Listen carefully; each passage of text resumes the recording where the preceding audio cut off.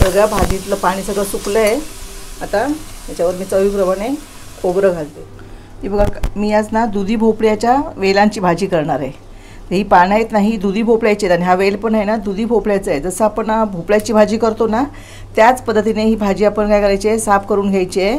या पद्धतीने बघा असं याचे ते वरचं जे साल आहे ना त्याची काढून घ्यायची म्हणजे आणि ह्याची काय करायची स्वच्छ हे साफ करून घ्यायचं असं ह्या पद्धतीने. बघा आपण भोपळ्याचा वेल कसं करतो त्या पद्धतीने साफ करायची. आणि ही भाजी खूप औषधी आहेत. आपण दुधीसुद्धा बघितलं दुधी आपला ज्यांना डायबिटीस आहे, कॅलेस्ट्रॉल आहे ते कंट्रोल करण्याचं काम दुधी करत असतो. आणि म्हणून दुधीची भाजी लोक ज्यांना डायबिटीस आहे आणि ब्लड प्रेशरचा त्रास होतो ती लोक आवर्जून ह्या दुधीचा वापर करतात. तर हे मला ही भाजी मिळाली म्हटलं तुमच्याशी भाजी शेअर करूया म्हणून मी घेऊन आले. तर ही पानंसुद्धा आहे बघा पाण्याचा वरचा ते हे आहे ना काय तो असं वरचं जे आधाचं म्हणजे जून असेल ना ते असं काढून टाकायचं. बघा आता ही धुवायची आहे, स्वच्छ धुवून घ्यायची भाजी.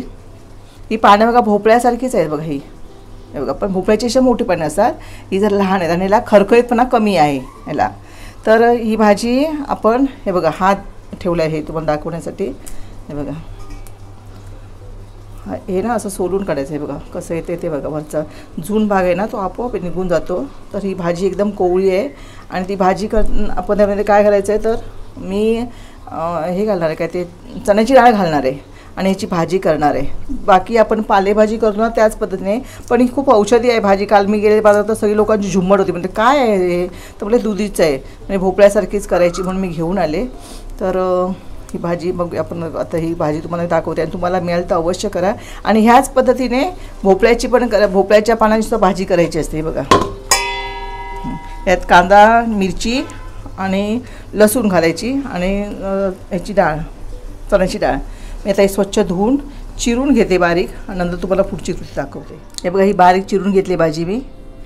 हे बघा स्वच्छ धुवून निथळत ठेवली आणि मग ती चिरून घेतली आहे. आता भाजीच्या माने ही डाळ घेतली आहे बघा ही मी डाळ थोडीशीच घेतली. 1 चमचाभर डाळ मी भिजत घातली होती सकाळी उठल्यावर आणि ती भिजवलेली डाळ आणि एक मीडियम आकाराचे 2 कांदे नंतर ह्या मिरच्या घेतल्या आहेत 3 बारीक चिरून आणि ही थोडीशी लसूण घेतली आहे. तर आता बघा कढई मी गरम करत ठेवली आहे. आता तेल घालते. तेल गरम झालं ना की आपण फोडणी करूया. ही भाजी आहे ना म्हणजे पानाची मोठी असतात पण पानं ना बारीक बारीक करून चिरून घ्यायची. म्हणजे बारीक चिरली की आपल्याला आवडते ना बारीक भाजी चिरलेली म्हणून. ज्यांना मोठ्याची सवय त्यांनी मोठी ठेवली तरी चालेल. तर अशा प्रकारे भाजी मी चिरून घेतली ही. आणि भाजी खरोखरी औषधी आहे कारण आपण जो दुधी जो आपण खातो तो दुधी पण आपलं औषधी म्हणून आपण खातो आहे. त्याने आपलं सगळं कोलेस्ट्रॉल वगैरे सगळं आपलं कंट्रोलमध्ये राहतं. तर म्हणून आता त्याच्यामध्ये ही लसूण जरा चव येण्यासाठी नंतर मिरची घालते. थोडा वेळ परतून घ्यायची आणि मग हा कांदा.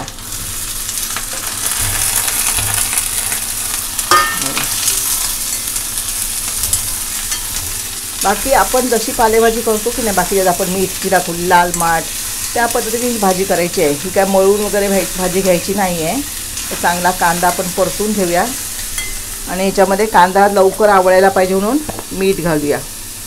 चवीप्रमाणे मीठ घालायचं की कांदा लवकर आवळतो म्हणजे नरम होतो कांदा. आता डाळ पण आपल्याला शिजायची जरी आपण भिजून घेतली ना ती शिजायला हवी म्हणून ही डाळ मी घालते. बघा पाणी नाही घालत आहे. चांगलं निथळून घ्यायचं आणि डाळ घालायची. आणि ह्याच्या दुधीच्या पाल्याला ना पाणी सुटतं त्या पाण्यामध्येच आपण ही वाफ देऊन शिजवायची आहे. वाटल्यास आपण ताटलीमध्ये वाफायला पाणी ठेवायचं. बघा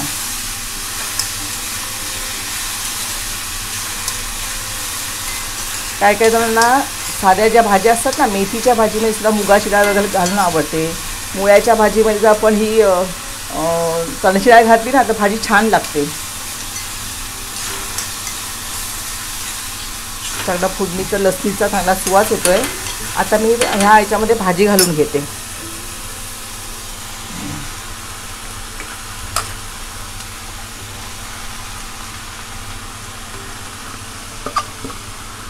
तर याआधी आपण दुधी भोपळ्याची खीर आणि दुधी भोपळ्याची भाजी हे पण दाखवलेलं आहे.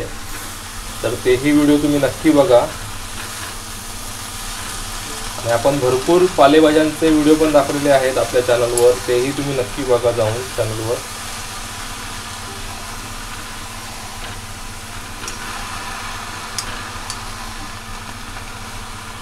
आता नवीन शिकणाऱ्या ज्या आहेत म्हणजे मुली आहेत जेवण करायला, त्या पण अशा बघून चांगल्या प्रकारे त्या तो स्वतःच्या मनानुसार करतात चांगले जेवण त्या. मग आता ही चव, मिठाची चव आपल्याला खरं कळत नाही. मग त्याला काय व्हायचं, आता याला मी मीठ घातलं होतं कांद्याबरोबर, हो की नाही.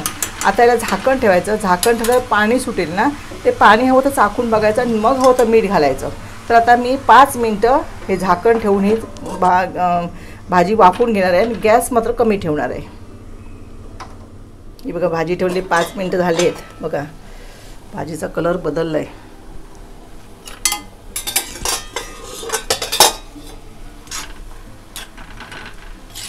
मला सांगितलं पाणी सुटलेलं, काय पाणी घालण्याची किंवा वर झाकणावर पाणी ठेवण्याची गरज नाही आहे.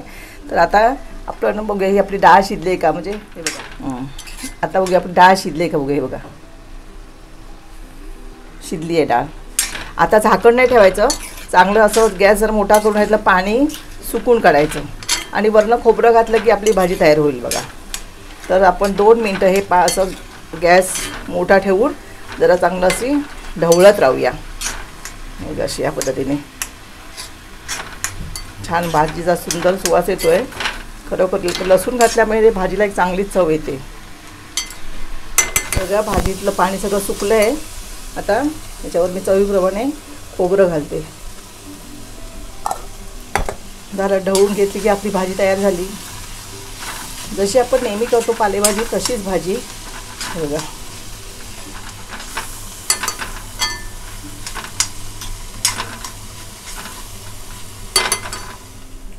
तर मंडळी, एक अनोखा प्रकार आज आईने तुम्हाला दाखवलेला आहे, दुधी भोपळ्याच्या वेलीची भाजी.